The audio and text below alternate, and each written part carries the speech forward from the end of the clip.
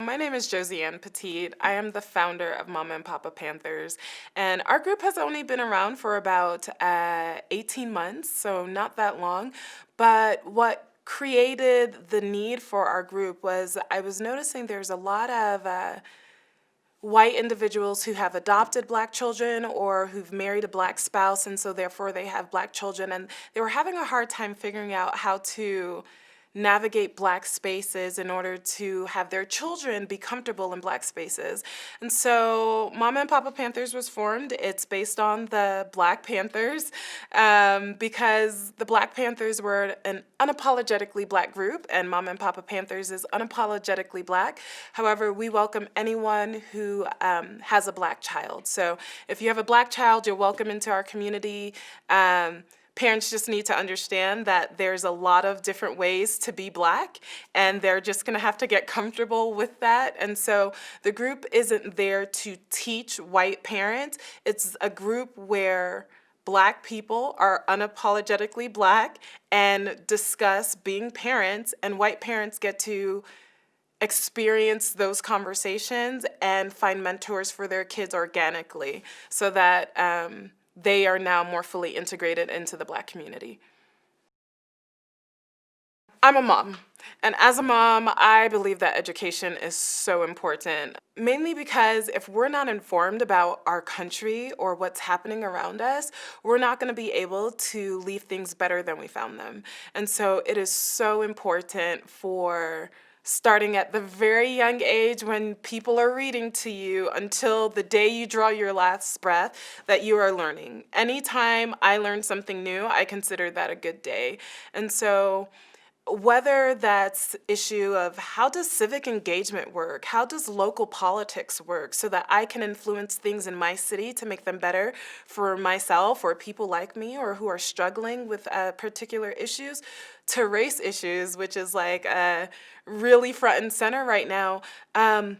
Picking up books, that's where it all starts. Reading in the safety of your own home where no one's gonna judge you, and getting that baseline of knowledge where you can then know what sort of questions you should be asking to help fill in the gaps.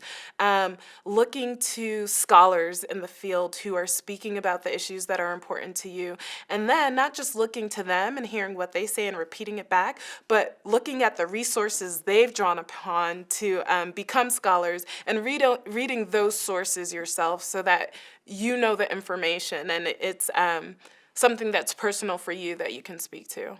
The type of adults that we are and what we believe as an adult really starts to be ingrained in us from the time we're in kindergarten, what we're being taught in kindergarten. And so if we can introduce some of these harder topics at a younger age when kids are just processing information, they don't have any animosity around it. They don't have any anger around it. It's just new information to them. If we can start having these more difficult conversations, then it becomes easier to not feel threatened to seek out perspectives and ideas that are different than our own as we get older, middle school, high school, college even. And that's how we're just gonna be better all around citizens and better community members and better neighbors to each other. Because really, the racial conversation shouldn't be as hard as it is. I've had this conversation with my 6-year-old, and it is so matter of fact, it is beautiful. But why? Because she is not uncomfortable with it. She has not learned to be uncomfortable with the subject of race. And so I would love for all communities of color and white communities to be able to have these conversations with their kids at a young age, and do not project your discomfort onto them. If you bring up that someone is black or your child brings up that someone is black, do not shut that conversation down. They did not call someone the N-word by acknowledging that that person is black. So have a conversation about it. Well, they're black likely because the parents who had them are black, or if they don't look like their parents. Well, some people have parents who don't look like them, and why is that? And let's talk about adoption. And for kids, it's just so matter of fact, they're just curious. And so if we can start having these conversations from a point of curiosity instead of a point of racial baggage and guilt and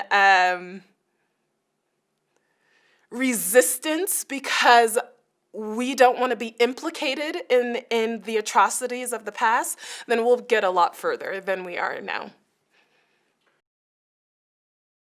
Because this is for a Utah demographic, I want to be very clear. Black Lives Matter Utah is independent of Black Lives Matter National.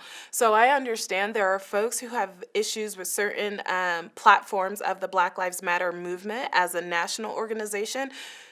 People here locally need to understand that's not the platform of Black Lives Matter Utah. Also, I am not a spokesperson for Black Lives Matter Utah. I just associate and affiliate with them, and I believe in the work that they do here locally. Here's the thing with Black Lives Matter versus All Lives Matter. I personally believe that all lives matter. I do, because when you look at the word all, everyone is included in that. And so it just makes sense. However, the people who use the term all lives matter usually only use it in response to the phrase Black Lives Matter. And what they're trying to do with that is to silence Black voices. The reality is, if all lives did in fact matter, then there would be no reason to say Black Lives Matter. And also, if an individual truly believes that all lives matter, then they should have no issue with someone saying Black Lives Matter, because Black people are included in all. It's hard to be an activist. And because it's so hard, I will never say there's one way to do activism. What I tell people is to start with what you know and come from that place. A white individual will never be able to speak to my experience as a Black individual, and vice versa. So I will never speak for the white community, and I would hope that members of the white community would never try and speak for me. However, someone in the white community can say, this is what I've witnessed as I've been in the workplace, as I've been in classrooms. These are the things that I was taught, and as I've gained more knowledge, I am not okay with those things being taught, so I want to see change. Start with what you know. If all you can do is be a keyboard warrior, that's fine. Just make sure you're informed. Some people cannot leave their house because they're immunocompromised. Some people have young kids and the kids are their priority. I totally get that. Make sure whatever form your activism takes, that you are informed about it and that you're dedicated and that you're operating with integrity. No, I would never criticize someone for being true to their personal beliefs. Just make sure that they are in fact your personal beliefs and that they are rooted in information and facts, so that you're being fair to whatever your position is. The issue of racism is such a touchy one, and I can empathize with people who say, look, I'm not racist, I love everybody, I treat people how they treat me. Fundamentally, conversations about racism aren't speaking to whether or not an individual has done racist things. Fundamentally, conversations around racism are speaking to systems. So usually when someone brings up, oh, that was racist, it's not so much that they care that one individual said one racist thing. It's that that individual is in a position of power. And with that position of power, them saying racist things influences the culture of their department or the culture of their school. And so, my advice to someone, a white individual who's hearing conversations about racism, take a breath, realize no one has called you racist. Just breathe. The other thing to realize is you can acknowledge that something is racist or a system is racist without hating white people or without needing to apologize for being white. I will never apologize for being Black. I hope white people will never apologize for being white. That's not what this is about. It's about fixing systems that have benefited from racism from the beginning, to the point that now racism is ingrained in the structures, in the policies, in the organization, and it prohibits people of color. And actually, just really a term that people see a lot is BIPOC. That just stands for Black, Indigenous, Person of Color. So it covers everybody who is non-white. And so these systems, because racism, I mean, our country is built on that. We are built on slavery. We're built on kicking out indigenous people from their land. And so we have to acknowledge our our heritage as Americans. But we can speak about those systems without necessarily attacking an individual. Most people who want to have constructive conversations around change do not care if an individual is racist. They care if systems are. For the average white person who's currently seeing everything that's happening in the news and just going, this is horrible, I'm a bit overwhelmed, how do I, in my little sphere of influence, help? I would say get to know what's happening in your city. It is absolutely overwhelming and completely and utterly daunting to try and look at these issues on a national or even global scale. I personally focus here on Utah. For someone just starting out, I would say focus on your little city. If you're in Taylorsville, focus on Taylorsville. Get to know your police department. Take a look around their Facebook page. See what are they putting out. Are there things that are on their Facebook page that could be seen as insensitive to communities of color or outright offensive to communities of color? Interact with your city council, get to know your mayor, understand what are the policies that are influencing the education system in your city. I mean, look at the curriculum in your schools. If the only time Martin Luther King gets mentioned is in February, that's a problematic curriculum. And you don't have to have the answers, but you can say, hey, look, I'm a white person and it bothers me that the only time we speak about Black issues is 1 month a year. Or you can say, look, I'm a white person, but I think it's fundamentally problematic that the only time we talk about Black issues is when we talk about slavery. The Black community has a heritage that is so much more than slavery, and why aren't we seeing that expressed in our curriculum? I mean, it all goes back to education. And so if you can, as a white person, be objective about what is being taught in your schools or what is being put out by your local politicians or on the website of your police department in your city, then you can speak up, because when it's a Black person commenting on it, it can be dismissed as making it about race. But if a white person says, actually, I'm white and I still find this problematic, then change happens. As I go out and do activism work, I mean, at this point, I'm an avid protester. I think about the quote that says, for the oppressor, peace is not an absence of violence. For the oppressor, peace is an absence of a response to their violence. What does that mean? For me, it means protests are not problematic because a lot of people will try and make folks believe that protests are violent because people are out there, they're angry, and they're pushing for change. That protesting is not a violent act. What those in power are upset about is that there is a group and communities who are now pushing for a change.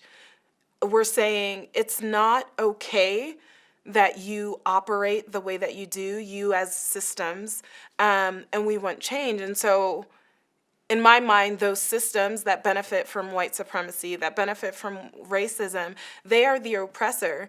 And so protests are inherently, in general, nonviolent, but the fact that we have the mere audacity to get out there and protest is offensive to them.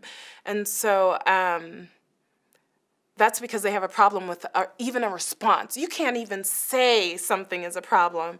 I'm really grateful for the citizens of Utah who are coming out in force and joining communities of color to say, actually, these problems do exist, because then it legitimizes having a response to the oppressor. So, I mean, I have a few heroes, some local, some national.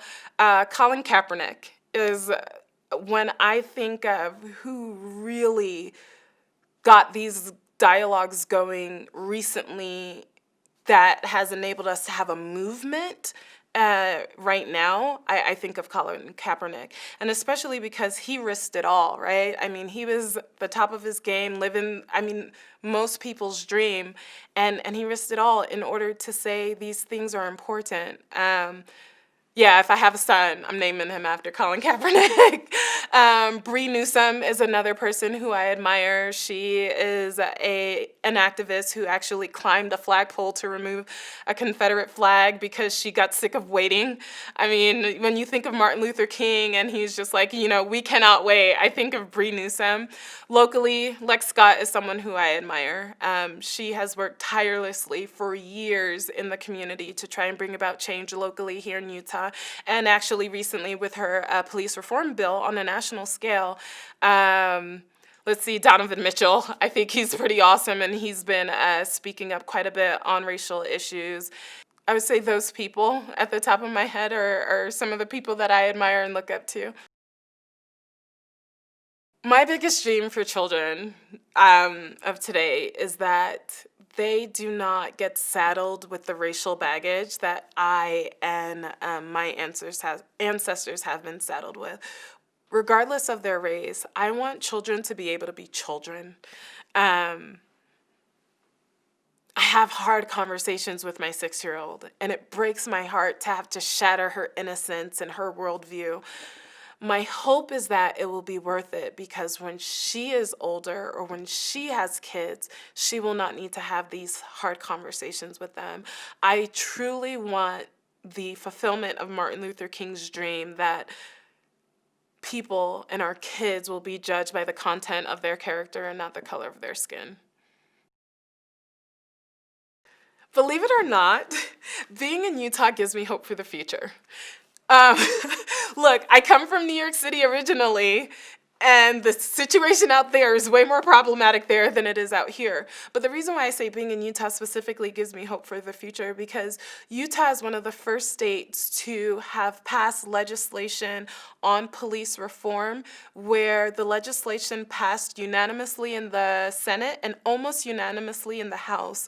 And when the politicians held their press conference about that reform bill, they called it a human issue instead of a political one. That is the first time I have heard these racially charged issues be discussed as a human issue and not a political one or a racial one. And to have that happen here in Utah, in one of the most conservative states in the nation, that gives me hope for the future. And I do dialogue with police officers, I dialogue with politicians, I dialogue with activists and protesters when I'm out there. And what I will say is being in the room or being present for a lot of those conversations and a lot of those different spaces, I realize that we're closer in what we want for moving forward than we realize. And because of that, I'm very hopeful that we'll get there. Here in Utah, we have a very different dynamic than probably any other state. We have a dominant religion, the LDS or Mormon religion, and a huge part of the Mormon religion is civic engagement. A huge part of the Mormon religion is missionary work. So you have people who at a really young age do go out and get to experience firsthand other communities. And so they develop an investment in those communities. And so when they come back here in Utah, you have all these languages that are being spoken. You have all of these different communities, and you have people who are from without those communities who have lived within those communities and care about those communities deeply. And so when we are having conversations, we can speak each other's languages, even if we're not a part of that community, because of that thread that binds a lot of us, whether people are Mormon or not, or Latter-day Saint or not. That is the context for our state. But what it has done is it gives us a starting place of how to speak with each other and how to speak each other's languages in terms of this is what conservatives feel, and me maybe not being fully conservative, I can speak in a way that they'll understand because I grew up in a very conservative religion. And so being able to have that cross-cultural, whether it's a political culture or a religious culture or an ideological culture, being able to have those cross-cultural dialogues is why Utah is going to be more successful more quickly than other places.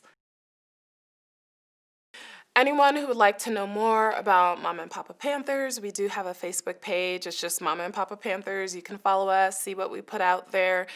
We don't yet have a website or other social media presence. I've been busy, but we're getting there. And also, just message me. My account on Facebook is Josianne Petit, or well, it's the inverse, so Petite Josianne. But if you message me, I'll eventually see it. I'll usually see my messages within 2 days, so reach out to me. Email me. My email address is my first name, period, my last name @gmail.com. So I'm very responsive. I care about Utah a lot because Utah is my entire adult life has been here in Utah. I have a daughter that I'm raising here in Utah. I'm a homeowner here in Utah. So I want to see my community be the best that it can be. And the only way that's going to happen is if we all get together and figure out a way forward.